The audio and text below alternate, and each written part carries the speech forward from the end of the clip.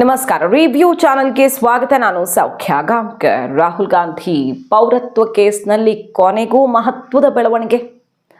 ಕೋರ್ಟ್ನಿಂದ, ಹೈಕೋರ್ಟ್ನಿಂದ, ಅಲಹಾಬಾದ್ ಹೈಕೋರ್ಟ್ನಿಂದ ಬಹಳ ಮಹತ್ವದ ಆದೇಶ ಈಗ ಈ ಕೇಸ್ನಲ್ಲಿ ರೋಚಕ ಬೆಳವಣಿಗೆಗೆ ಸಾಕ್ಷಿಯಾಗುವಂತಾಗಿದೆ. ಹಾಗಾದರೆ ಏನೇನು ಬೆಳವಣಿಗೆಗಳಾಗಿವೆ?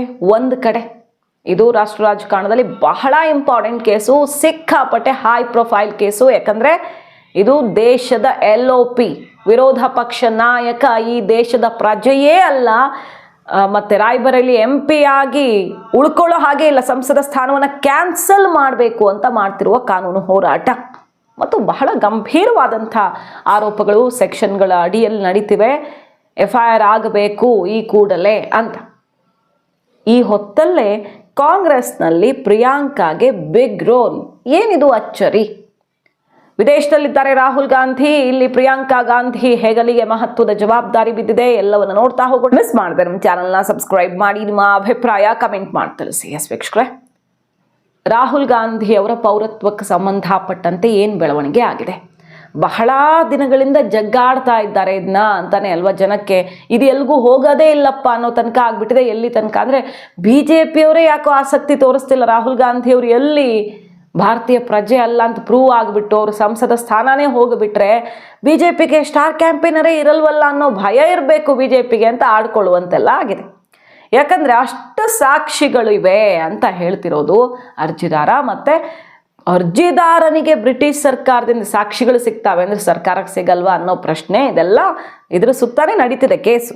ಈಗೇನಾಗಿದೆ ನೋಡಿ, ಅಲಹಾಬಾದ್ ಹೈಕೋರ್ಟು ಲಕ್ನೋ ಬೆಂಚ್ಗೆ ಇದನ್ನು ಟ್ರಾನ್ಸ್ಫರ್ ಮಾಡಿದೆಯಲ್ವ, ಅದನ್ನು ರಿಪೋರ್ಟ್ ಮಾಡಿದ್ವಿ ಸುಮಾರು ದಿನಗಳ ಹಿಂದೆನೇ ಆಗಿತ್ತು. ಯಾಕಂದರೆ ರಾಯ್ಬರೇಲಿ MP MLA ಕೋರ್ಟ್ಗೆ ಈ ಕೇಸ್ ಬಂದಿದ್ದಾಗಿತ್ತು. ಬಟ್ ವಿಘ್ನೇಶ್ ಶಿಶಿರ್, ಕರ್ನಾಟಕ ಮೂಲದ BJP ನಾಯಕ ವಿಘ್ನೇಶ್ ಶಿಶಿರ್ಗೆ ಥ್ರೆಟ್ ಬರುತ್ತೆ. ಎಷ್ಟರ ಮಟ್ಟಿಗೆ ಅಂದರೆ ಈ ಕೇಸ್ ಒಂದು ಹೆಜ್ಜೆ ಮುಂದಿಡಕ್ಕೆ ಬಿಡಲ್ಲ, ನಿನ್ನ ಜೀವನೇ ಉಳಿಯಲ್ಲ ಅನ್ನೋ ತನಕ ವಿಘ್ನೇಶ್ ಶಿಶಿರ್ಗೆ ಥ್ರೆಟ್ ಬರುತ್ತೆ, ಈ ಕೇಸ್ ನಡೆಸೋ ಹಾಗಿಲ್ಲ ಅಂತ. ಹಾಗಾಗಿ ಇದು ಸರಿಯಾಗಿ ಟ್ರಯಲ್ ನಡೆಯುತ್ತೆ ಅನ್ನೋ ನಂಬಿಕೆ ಇಲ್ಲ, ಏನು ಬೇಕಾದರೂ ಆಗಬಹುದು ಅಂತ ಕೋರ್ಟ್ ಮೊರೆ ಹೋಗ್ತಾರೆ. ಆಗ ಅಲಹಾಬಾದ್ ಹೈಕೋರ್ಟ್ ಅದನ್ನು ಲಕ್ನೋ ಬೆಂಚ್ಗೆ ಟ್ರಾನ್ಸ್ಫರ್ ಮಾಡಿದೆಯಲ್ವ. ಹೈಕೋರ್ಟಿಂದ ಮಹತ್ವದ ಆದೇಶ ಏನು ಅಂತ ಕೇಳಿದ್ರೆ, ಪ್ರತಿದಿನದ ವಿಚಾರಣೆಗೆ ಆದೇಶ ಆಗಿದೆ. ಅಂದರೆ ಇದನ್ನು ಕೇಸ್ನ ಗಾಂಭೀರ್ಯತೆ ವಿಘ್ನೇಶ್ ಶಿಶಿರ್ ಅವರ ಮಾತುಗಳಲ್ಲಿ ಕೇಳಿಸ್ಕೊಂಡ್ರೆ ಅರ್ಥ ಆಗುತ್ತೆ ಇದು ಎಷ್ಟು ಹೈ ಪ್ರೊಫೈಲ್ ಕೇಸು ಅಂತ. ಈ ಕೇಸಲ್ಲಿ 3 ಪ್ರಮುಖ ವಿಚಾರಗಳಿವೆ. BNS ಅಡಿಯಲ್ಲಿ ಅವರು ಹಾಕಿರೋದೀಗ ಏನೇನು? ಒಂದು, ಫೇಕ್ ಪಾಸ್ಪೋರ್ಟ್, ಹಾಗೆ ಭಾರತ ದೇಶದ ಗೌಪ್ಯ ಮಾಹಿತಿಯನ್ನು ಶತ್ರು ರಾಷ್ಟ್ರಕ್ಕೆ ರಾಹುಲ್ ಗಾಂಧಿ ಕೊಟ್ಟಿದ್ದಾರೆ ಅನ್ನೋದು ಒಂದು ಆರೋಪ, ಅಂದರೆ ಅದೊಂದು ಕೇಸು. ಇನ್ನೊಂದು ಯಾವುದು ಅಂದರೆ ಈ ದೇಶದ ಪ್ರಜೆಯೇ ಅಲ್ಲ, ಅವರು ಬ್ರಿಟಿಷ್ ಪೌರತ್ವವನ್ನು ಅವರೇ ಡಿಕ್ಲೇರ್ ಮಾಡ್ಕೊಂಡಿದ್ದಾರೆ ಆ ದೇಶದಲ್ಲಿ. ಅದಕ್ಕೆ ಸಾಕ್ಷಿ ಇದೆ, ಪ್ರತಿಯೊಂದು ಡಾಕ್ಯುಮೆಂಟ್ಸ್ ಸಮೇತ ಅದನ್ನು ನಿಮ್ಮ ಮುಂದೆ ಕೋರ್ಟ್ ಮುಂದೆ ಇಡ್ತೀನಿ, ಅವರು ಈ ದೇಶದ ಪ್ರಜೆಯಲ್ಲ, ಸೊ ಕ್ಯಾನ್ಸಲ್ ಮಾಡಬೇಕು ರಾಯ್ಬರೇಲಿ ಸಂಸದ ಸ್ಥಾನವನ್ನು. ಇದು ಇಡೀ ದೇಶದ ಇತಿಹಾಸದಲ್ಲೇ ಮೊಟ್ಟ ಮೊದಲು ಈ ದೇಶದ ಪ್ರಜೆಯೇ ಅಲ್ದಿರೋರು ಇಷ್ಟು ಸುದೀರ್ಘವಾಗಿ MP ಹಾಕ್ಕೊಂಡು ಬಂದಿರೋದು ಅಂತ. ಮೂರನೇದು, ಇದು 3ರ ಆಧಾರದಲ್ಲಿ ವಾದ ಮಾಡ್ತಿದ್ದಾರಲ್ಲ. ಈಗ ಸೋಮವಾರದಿಂದ ಹಿಯರಿಂಗ್ ಶುರು ಆಗಿದೆ. ಹೈಕೋರ್ಟ್ ಆದೇಶ ಏನು ಅಂತ ಕೇಳಿದ್ರೆ, ಪ್ರತಿದಿನ ವಿಚಾರಣೆ ನಡಿಬೇಕು ಅಂತ.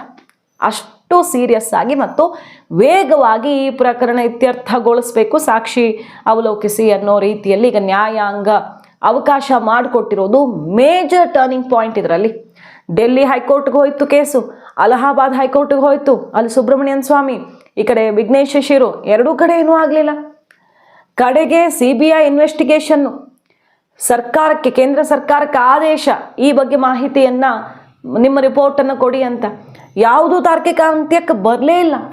CBI ED ಎರಡೂ ಇವೆ ಈ ಕೇಸಲ್ಲಿ ಇನ್ವೆಸ್ಟಿಗೇಟ್ ಮಾಡ್ತಿರೋದು. ಒಂದು ಅಕ್ರಮ ಹಣ ವರ್ಗಾವಣೆ, ಫಾರಿನ್ ಫಂಡು, ಮತ್ತೊಂದು ಅಂತ ಏನೇನೋ ವಿಚಾರಗಳಿವೆ. ಇನ್ನೊಂದು CBI ಈ ಕೇಸ್ನ ಸತ್ಯಾಸತ್ಯತೆ ಇನ್ವೆಸ್ಟಿಗೇಟ್ ಮಾಡ್ತಿರೋದು. ಯಾವುದೂ ಮುಂದಕ್ಕೆ ಬರ್ತಿಲ್ವಲ್ಲ, ಮುಗಿದೋಯ್ತು ಈ ಕೇಸು ಅಂತ ಅಂದ್ಕೊಂಡಿದ್ರು. ಅದರ ನಡುವೆ ಇನ್ನಷ್ಟು ಗಂಭೀರ ಸ್ವರೂಪದಲ್ಲಿ ರಾಯ್ಬರೇಲಿ ಕೋರ್ಟ್ಗೆ ಹೋದ್ರು, ಅದೀಗ ಲಕ್ನೋ ಬೆಂಚ್ಗೆ ಹೋಗಿದೆ. ಈಗ ಪ್ರತಿದಿನದ ವಿಚಾರಣೆಗೆ ಹೈಕೋರ್ಟ್ ಆದೇಶಿಸಿದ್ದು. ನಿನ್ನೆ ಸೆಷನ್ನಲ್ಲಿ ಏನಾಗಿದೆ, ಬಹಳ ಸುದೀರ್ಘವಾಗಿ ತಮ್ಮ ಸಾಕ್ಷಿ ವಾದವನ್ನು ಮಂಡಿಸಿದ್ದಾರೆ ವಿಘ್ನೇಶ್ ಶಿಶಿರ್ ಅವರು. ಬಹಳ ಒಳ್ಳೆಯ ಅವಕಾಶ ಸಿಕ್ಕಿದೆ ಅವರಿಗೆ, ಸುದೀರ್ಘವಾಗಿ ಎಲ್ಲವನ್ನು ಕೋರ್ಟ್ ಮುಂದೆ ಇಟ್ಟಿದ್ದಾರೆ. ತನ್ನ ಬಳಿ ಇರೋ ಸಾಕ್ಷಿಯನ್ನು, ಇಮೇಲಲ್ಲಿ ಇರುವಂತಹ ಸಾಕ್ಷಿ, ಮೇಲ್ ಎಕ್ಸ್ಚೇಂಜಲ್ಲಿ ಸಿಕ್ಕಿರುವಂತಹ ಸಾಕ್ಷಿ ನಂಬರ್ 1. ವಿಡಿಯೋ, ವಿವಿಧ ರೂಪದಲ್ಲಿರುವಂತಹ ಸಾಕ್ಷಿಗಳನ್ನು, ಡಾಕ್ಯುಮೆಂಟ್ಸನ್ನು, ಮತ್ತು ಒಂದು ಕಂಪನಿಯ ಡೈರೆಕ್ಟರು ಏನೋ ಯಾವುದೋ ಒಂದು ಬ್ರಿಟಿಷ್ ಕಂಪನಿ ಡೈರೆಕ್ಟರ್ ಆಗಿದ್ದಾರೆ ರಾಹುಲ್ ಗಾಂಧಿ ಅವರು, ಅಲ್ಲಿ ತನ್ನ ಬ್ರಿಟಿಷ್ ಪ್ರಜೆ ಅಂತ ಡಿಕ್ಲೇರ್ ಮಾಡ್ಕೊಂಡಿರೋದಕ್ಕೆ ಬ್ರಿಟಿಷ್ ಸರ್ಕಾರದಿಂದ ಸಿಕ್ಕಿರುವಂತಹ ದಾಖಲೆಯನ್ನು ಸಬ್ಮಿಟ್ ಮಾಡಿ, ಮತ್ತು ಭಾರತ ಸರ್ಕಾರದ ಮೂಲದಿಂದ ಸಿಕ್ಕಿರುವಂತಹ RTI ಇನ್ಫಾರ್ಮೇಷನ್ನು ಸಬ್ಮಿಟ್ ಮಾಡಿ, ರಾಹುಲ್ ಗಾಂಧಿ ಈ ದೇಶದ ಪ್ರಜೆಯೇ ಅಲ್ಲ ಅಂತ ಸಾಬೀತು ಮಾಡೋದು ಬೇಕಾದಂಥ ಎಲ್ಲ ದಾಖಲೆಗಳನ್ನು ಕೋರ್ಟ್ ಮುಂದೆ ಇಟ್ಟಿದ್ದೀನಿ ಅಂತ ಈಗ ವಿಘ್ನೇಶ್ ಶಿಶಿರ್ ಹೇಳ್ತಿರೋದು. ಈ ಕೇಸಲ್ಲಿ ಯಾವುದೂ ಚಾನ್ಸ್ ಇಲ್ಲ ರಾಹುಲ್ ಗಾಂಧಿ ಅವ್ರಿಗೆ ಅಂತ. ಫಸ್ಟ್ ಟೈಮ್ ಇದು ರಾಯ್ಬರೇಲಿ ಶುರುವಾದಾಗ ಏನಾಯಿತು ಅಂತ ಕೇಳಿದ್ರೆ ಆಶ್ಚರ್ಯ. ಕಾಂಗ್ರೆಸ್ ಈ ಕೇಸ್ ಶುರುವಾದಾಗಿಂದ ಹೇಳ್ತಾ ಬರ್ತಿರೋದು ಇದೆಲ್ಲ ಏನೂ ಇಲ್ಲ, ಸುಳ್ಳು ಸುಳ್ಳು ಅಂತ. ಅಟ್ಯಾಕ್ ಅಂದರೆ ಒಂಥರ ಅಡ್ವೊಕೇಟ್ಸು, ಕಾಂಗ್ರೆಸ್ ಸಪೋರ್ಟ್ ಇರುವಂಥ ಅಡ್ವೊಕೇಟ್ಸು ಕೋರ್ಟ್ ಹಾಲಲ್ಲಿ ನುಗ್ಗಿ ಗಲಾಟೆಯಾಗಿ ಕೋರ್ಟ್ ಸೆಷನ್ ಮುಂದಕ್ಕೆ ಹೋಗುತ್ತೆ. ಅಷ್ಟು ಜನ, ನೂರಾರು ಜನ ಕೋರ್ಟ್ ಒಳಗಡೆ ಗಲಾಟೆ ಎಬ್ಬಿಸ್ತಾರೆ ಅನ್ನುವ ಆಕ್ರೋಶಭರಿತ ಮಾತುಗಳನ್ನು ಆಡ್ತಾರೆ ವಿಘ್ನೇಶ್ ಅವರು. ಇಲ್ಲೇ ಗೊತ್ತಾಗುತ್ತೆ ನಿಮಗೆ ಸತ್ಯ ಅಂತ. ಮತ್ತು ಅವ್ರಿಗೆ ಎಷ್ಟು ಥ್ರೆಟ್ ಇದೆ, ಜೀವಕ್ಕೆ ಅಪಾಯ ಹೆಂಗಿದೆ ಅನ್ನೋದ್ರ ಬಗ್ಗೆ ಹೇಳ್ತಾರೆ. ಕೋರ್ಟ್ ಈಗಾಗಲೇ ಅವ್ರಿಗೆ 24/7 ಸೆಕ್ಯೂರಿಟಿ ಅರೇಂಜ್ಮೆಂಟನ್ನು ಮಾಡಿದೆ. ಸೊ ಇಷ್ಟು ಮಹತ್ವದ ಘಟ್ಟಕ್ಕೆ ಈಗ ರಾಹುಲ್ ಗಾಂಧಿ ಅವರ ಪೌರತ್ವದ ಕೇಸ್ ಬಂದಿದ್ದು. ಪ್ರತಿದಿನದ ವಿಚಾರಣೆ ನಡೆಯುತ್ತೆ ಅನ್ನೋದೇ ಇಂಪಾರ್ಟೆಂಟ್ ವಿಚಾರ, ಬಹಳ ಮಹತ್ವ ಪಡ್ಕೊಳ್ತಿದೆ. ಸ್ಪೆಷಲ್ ಜಡ್ಜ್ ಅಲೋಕ್ ವರ್ಮಾ ಅವರು ಈ ಕೇಸನ್ನು ಈಗ ನಡೆಸ್ತಾ ಇದ್ದಾರೆ. ನೋಡಿ, ಡ್ಯುಯಲ್ ಸಿಟಿಜನ್ಶಿಪ್ ಇದೆ ಅನ್ನೋದೇ ಹೌದಾದರೆ ಅದು ಪ್ರೂವ್ ಆದ ತಕ್ಷಣ ಆ ಕ್ಷಣವೇ ಭಾರತದ ಪೌರತ್ವ ಕಳ್ಕೊಳ್ತಾರೆ ರಾಹುಲ್ ಗಾಂಧಿ ಅವರು. ಅಂದರೆ ಯಾರೇ ಆಗಲಿ ಭಾರತದಲ್ಲಿ ಇನ್ನೊಂದು ದೇಶದ ಪೌರತ್ವ ಹೊಂದಿರೋದಕ್ಕೆ ಸಾಕ್ಷಿ ಸಿಕ್ಕಿದ್ರೆ ಆ ಕ್ಷಣವೇ ಸಂವಿಧಾನದ ನಿಯಮದ ಪ್ರಕಾರ ಈ ದೇಶದ ಪೌರತ್ವವನ್ನು ಕಳ್ಕೊಳ್ಬೇಕಾಗತ್ತೆ. ಮತ್ತು ಈಗ ಯಾವ್ಯಾವ ಸೆಕ್ಷನ್ ನೋಡಿ, ಪಾಸ್ಪೋರ್ಟ್ ಆ್ಯಕ್ಟು, ಫಾರಿನರ್ಸ್ ಆ್ಯಕ್ಟು ಮತ್ತು ಅಫಿಷಿಯಲ್ ಸೀಕ್ರೆಟ್ ಆ್ಯಕ್ಟ್, ಇದರ ಅಡಿಯಲ್ಲಿ ಭಾರತೀಯ ನ್ಯಾಯ ಸಂಹಿತ, ಇದರ ಅಡಿಯಲ್ಲಿ ಕಂಪ್ಲೇಂಟ್ ಫೈಲ್ ಆಗಿದೆ. FIR ಕೂಡಲೇ ಆಗಬೇಕು ಅನ್ನೋ ನಿಟ್ಟಿನಲ್ಲಿ ಅವರು ತಮ್ಮ ವಾದವನ್ನು ಮಂಡಿಸ್ತಿದ್ದಾರೆ ಸಾಕ್ಷಿ ಇಟ್ಟು. ನೋಡಬೇಕು, ಇದೊಂದಿಷ್ಟು ಡೆವಲಪ್ಮೆಂಟ್ಸು ತುಂಬ ಸೀರಿಯಸ್ ಆಗಿ ಆಗ್ತಿದೆ, ಬಹಳ ವೇಗವಾಗಿ ಈ ಬೆಳವಣಿಗೆ ಆಗ್ತಾ ಇದೆ ಅನ್ನೋದೇ ಆಶ್ಚರ್ಯ. ಇಷ್ಟು ದಿನಗಳಲ್ಲಿ ಆಗೇ ಇರಲಿಲ್ಲ ಈ ಕೇಸು, ಈಗ ಮುಂದಕ್ಕೆ ಹೋಗ್ತಿದೆ. ಈ ಕಡೆ ಕಾಂಗ್ರೆಸ್ಸಲ್ಲಿ ಏನಾಗ್ತಿದೆ ನೋಡಿ, ಅಸ್ಸಾಂನಲ್ಲಿ ಕ್ಯಾಂಡಿಡೇಟ್ಸ್ ಸೆಲೆಕ್ಷನ್ ಮಾಡುವಂತಹ ಕಮಿಟಿಗೆ, ಸ್ಕ್ರೀನಿಂಗ್ ಕಮಿಟಿಗೆ ಪ್ರಿಯಾಂಕಾ ವಾದ್ರಾ ಅವರನ್ನು ನೇಮಕ ಮಾಡಲಾಗಿದೆ.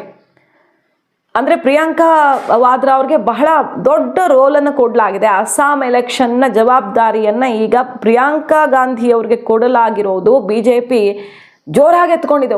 ಏನೋ ಆಗ್ತಿದೆ ಕಾಂಗ್ರೆಸ್ನೊಳಗಡೆ. ರಾಹುಲ್ ಗಾಂಧಿ ವಿದೇಶದಲ್ಲಿದ್ದಾರೆ, ಮತ್ತೆ ಅವರು ವಿಯೆಟ್ನಾಂಗೆ ಹೋಗಿದ್ದಾರೆ, ಮತ್ತೊಂದು ಆ್ಯಂಟಿ ಇಂಡಿಯಾ ಪ್ರೋಗ್ರಾಮ್ನ ಚೀಫ್ ಗೆಸ್ಟ್ ಆಗಿ ಹೋಗಿದ್ದಾರೆ ಅಂತ ಮುಗಿಬಿದ್ದಿದೆ. ಜರ್ಮನಿ ಆಯಿತು, ಬೇರೆ ಬೇರೆ ದೇಶಗಳನ್ನು ಸುತ್ತಿದ್ದಾಯಿತು, ಈಗ ವಿಯೆಟ್ನಾಮಲ್ಲಿದ್ದಾರೆ, ವಿಯೆಟ್ನಾಮಲ್ಲೂ ಅದನ್ನೇ ಮಾಡೋದಕ್ಕೆ ಹೋಗಿರೋದು ಅಂತ ಮುಗಿಬಿದ್ದಿದೆ. ಆದರೆ ಕಾಂಗ್ರೆಸ್ನಲ್ಲಿ ಬಹುದೊಡ್ಡ ಸ್ಪ್ಲಿಟ್ ಆಗತ್ತೆ. ಪ್ರಿಯಾಂಕಾ ಗಾಂಧಿ ಅವರಿಗೆ ಅಸ್ಸಾಂ ರೋಲನ್ನು ಕೊಟ್ಟಿರೋದೇ ಇದಕ್ಕೆ ಸಾಕ್ಷಿ. ರಾಹುಲ್ ಗಾಂಧಿ ಬೇಡ, ರಾಹುಲ್ ಹಟಾವೋ, ಪ್ರಿಯಾಂಕಾ ಲಾವೋ ಕೂಗು ಜೋರಾಗಿದ್ದು ಈಗ ರಾಹುಲ್ ಗಾಂಧಿ ಓಡಿಸೋದಕ್ಕೆ ಕೈ ಕಾರ್ಯಕರ್ತರು, ಕೈ ನಾಯಕರೇ ರೆಡಿ ಆಗಿದ್ದಾರೆ ಅಂತ BJP ಮುಗಿಬೀಳ್ತಿದೆ. ಕಾಂಗ್ರೆಸ್ ಇದೆಲ್ಲ ಶುದ್ಧ ಸುಳ್ಳು, BJPಯ ಕಟ್ಟು ಕಥೆ ಅಂತ ತಿರುಗೇಟನ್ನು ಕೊಡ್ತಿದೆ. ಆದರೆ ಪ್ರಿಯಾಂಕಾ ಗಾಂಧಿಯವರು ಸದ್ಯದಲ್ಲಿಯೇ AICC ಅಧ್ಯಕ್ಷ ಸ್ಥಾನಕ್ಕೆ ಏರ್ತಾರಾ? ಖರ್ಗೆ ಅವರಿಗೆ ನಿಭಾಯಿಸ್ತಿದ್ದಾರೆ. ಬಟ್ ಖರ್ಗೆ ಅವ್ರ ಏಜು ಮತ್ತು ಕಾಂಗ್ರೆಸ್ನ ಒಳಗಡೆ ಇರುವಂಥ ಯುವಕರ ನಾಡಿ ಮಿಡಿತ ಮ್ಯಾಚೇ ಆಗಲ್ಲ ಅನ್ನೋ ಕೂಗು ಕೂಡ ಹೇಳ್ತು. ಪ್ರಿಯಾಂಕಾ ಗಾಂಧಿ ಅವ್ರನ್ನ ತರಲೇಬೇಕು ಅನ್ನೋ ಕೂಗು ಇತ್ತೀಚೆಗಷ್ಟೇ ಶುರುವಾಗಿತ್ತು. ಅದು ಎಲ್ಲಿ ತನಕ ಹೋಯ್ತಂದರೆ ದಿಗ್ವಿಜಯ್ ಸಿಂಗ್ ಅವರು ಓಪನ್ ಆಗಿ ಏನು ಹೇಳಿದ್ರು ಅನ್ನೋದು ನೆನಪಿದೆ ನಮಗೆ. ಓಪನ್ ಆಗಿ RSS, BJP ಸಂಘಟನೆಯ ಶಕ್ತಿಯನ್ನು ಹೊಗಳಿದ್ದು ಸೆಷನ್ ಟೈಮಲ್ಲಿ ದೊಡ್ಡ ಹಂಗಾಮಾನೆ ಸೃಷ್ಟಿ ಮಾಡ್ತು. ಮೋದಿ ಅವತ್ತಲ್ಲಿ ಕೆಳಗೆ ಕೂತಿದ್ದವ್ರು ಇವತ್ತು ಅತಿ ದೊಡ್ಡ ಹುದ್ದೆಗೆ ಏರಿದ್ದಾರೆ ಅಂದರೆ ಅದು ಸಂಘಟನಾ ಶಕ್ತಿ ಅಂತ ಬಣ್ಣಿಸಿದ್ರು. ಆಮೇಲೆ ಅವ್ರು ಏನೇ ಡ್ಯಾಮೇಜ್ ಕಂಟ್ರೋಲ್ ಮಾಡಿದ್ರು, ಏನು ಮೆಸೇಜ್ ಹೋಗಬೇಕೋ ಅದು ರಾಹುಲ್ ಗಾಂಧಿ ಅವ್ರನ್ನ ಟ್ಯಾಗ್ ಮಾಡೇ ಅವ್ರು ಬರ್ಕೊಂಡಿದ್ರು. ಪಕ್ಷದ ಒಳಗಡೆ ರಿಫಾರ್ಮ್ ಆಗಬೇಕು, ಡಿಸೆಂಟ್ರಲೈಸ್ ಆಗಬೇಕು, ಇನ್ನು ನಿಮಗೆ ಅರ್ಥ ಮಾಡ್ಸೋಕ್ಕಾಗಲ್ಲ, ನಿಮ್ಮನ್ನು ಒಪ್ಪಿಸೋದೇ ಕಷ್ಟ ಅಂತೆಲ್ಲ ರಾಹುಲ್ ಗಾಂಧಿ ಅವ್ರಿಗೆ ನೇರವಾಗಿ ನಾಯಕರುಗಳು ಹೇಳ್ತಿದ್ದಾರೆ. ರಾಹುಲ್ ಗಾಂಧಿ ಅವರು ಬೇಡ, ಪ್ರಿಯಾಂಕಾ ಗಾಂಧಿ ಬರಲಿ ಅಂತ ಕೂಗು ಜಾಸ್ತಿ ಆಗಿರೋದು ಹೌದು ಅನ್ನೋದನ್ನು ಬಾಯ್ಬಿಟ್ಟು ಪ್ರಿಯಾಂಕಾ ವಾದ್ರಾ ಅವರ ಪತಿ ರಾಬರ್ಟ್ ವಾದ್ರಾ ಒಪ್ಪಿಕೊಂಡಿದ್ದಾರೆ. ಇಷ್ಟೆಲ್ಲದರ ನಡುವೆ ಈಗ ಅಸ್ಸಾಂನ ಮೇಜರ್ ರೋಲ್, ಅಸ್ಸಾಂ ಎಲೆಕ್ಷನ್ ಬರ್ತಿದೆ. ಅಸ್ಸಾಮು, ವೆಸ್ಟ್ ಬೆಂಗಾಲು, ತಮಿಳುನಾಡು, ಕೇರಳದಲ್ಲೆಲ್ಲ ಎಲೆಕ್ಷನ್ ಬರ್ತಾ ಇದೆಯಲ್ವಾ. ಅಸ್ಸಾಮಲ್ಲೂ ಕಾಂಗ್ರೆಸ್ಸು ಬರಬಹುದಾದ ಸಾಧ್ಯತೆ ಇದೆ. ಸೊ ಅಸ್ಸಾಂನ ಹೊಣೆ ಅಂದರೆ ಈಗ ಎಲ್ಲ ಕಡೆ ಅವ್ರಿಗೇನು ನಿರೀಕ್ಷೆ ಇಲ್ಲ. ವೆಸ್ಟ್ ಬೆಂಗಾಲು ಅಥವಾ ತಮಿಳ್ನಾಡಿನಲ್ಲಿ ಅವರದ್ದೇ ಮೇಜರ್ ರೋಲ್ ಅಂತ ಹೇಳೋಕ್ಕಾಗಲ್ಲ. ಬಟ್ ಕೇರಳ, ಅಸ್ಸಾಂ ತುಂಬ ನಿರೀಕ್ಷೆ ಇದೆ. ಅಸ್ಸಾಂನಲ್ಲಿ ಪ್ರಿಯಾಂಕಾ ಗಾಂಧಿಗೆ ಗೆಲ್ಲುವಂಥ ರಾಜ್ಯ ನಮಗೆ ಅಂತ ರೋಲ್ ಕೊಟ್ಟಿದ್ದ AICC ಅಧ್ಯಕ್ಷೆಯಾಗಿ ಬಹಳ ಹತ್ತಿರದಲ್ಲಿ, ಈಗ BJP ನೋಡಿ ಒಬ್ಬ ಯುವ ನಾಯಕನನ್ನು ಸರ್ಪ್ರೈಸ್ ಅನ್ನೋ ರೀತಿಯಲ್ಲಿ ಯಾರೂ ಊಹೆ ಮಾಡಿರಲಿಲ್ಲ. ಬಿಹಾರದ ಯುವ ನಾಯಕನನ್ನು ತಂದು ಈಗ ಅಧ್ಯಕ್ಷ ಪಟ್ಟವನ್ನು ಕಟ್ಟಿದ ರಾಷ್ಟ್ರೀಯ ಅಧ್ಯಕ್ಷರಾಗಿ ಅವರು ಜವಾಬ್ದಾರಿಯನ್ನು ಹೊತ್ಕೊಳ್ತಿದ್ದಾರೆ. ಸೊ BJP ಆಯ್ಕೆ ಇಲ್ಲಿ ನೋಡ್ರೆ ಖರ್ಗೆ ಅವರು ಈ ರೀತಿ ಮ್ಯಾಚ್ ಸಾಧ್ಯವೇ ಇಲ್ಲ ಅನ್ನುವಂಥ ಕೂಗು ಒಳಗೊಳಗೆ ಎದ್ದಿದೆ. ಪಕ್ಷದ ಒಳಗಡೆ ಬದಲಾವಣೆ ಆಗದಿದ್ರೆ ಬಹಳ ಕಷ್ಟ ಅಂತ. ಸೊ ಪ್ರಿಯಾಂಕಾ ವಾದ್ರಾ ಅವರು ಅಧ್ಯಕ್ಷೆಯಾಗಲಿದ್ದಾರೆ ಅನ್ನುವ ಸುದ್ದಿಗಳೂ ಕೂಡ ಸಿಡಿತಾ ಇವೆ. ರಾಹುಲ್ ಗಾಂಧಿಗೆ ಸಂಸದ ಸ್ಥಾನಕ್ಕೂ ಕುತ್ತು ಬಂದು ನಾಯಕತ್ವವನ್ನು ಕಳೆದುಕೊಳ್ಳುವ ಪರಿಸ್ಥಿತಿ ಕಾಂಗ್ರೆಸ್ನ ಒಳಗಡೆ ಎದುರಾಗಲಿದೆಯಾ ಅಥವಾ ಕಾಂಗ್ರೆಸ್ಸೇ ಸ್ಪ್ಲಿಟ್ ಆಗುತ್ತಾ ಅನ್ನೋ ಮಟ್ಟಿಗೆ ಬಹುದೊಡ್ಡ ಬೆಳವಣಿಗೆ ರಾಷ್ಟ್ರ ರಾಜಕಾರಣದಲ್ಲಿ ಈಗ ನಡೀತಿರೋದು. ಮಾಹಿತಿ ಇಷ್ಟ ಆಗಿದ್ರೆ ಮಿಸ್ ಮಾಡದೆ ನಮ್ಮ ಚಾನಲ್ನ ಸಬ್ಸ್ಕ್ರೈಬ್ ಮಾಡಿ. ನಿಮ್ಮ ಅಭಿಪ್ರಾಯ ಕಮೆಂಟ್ ಮಾಡಿ ತಿಳಿಸಿ. Thank you.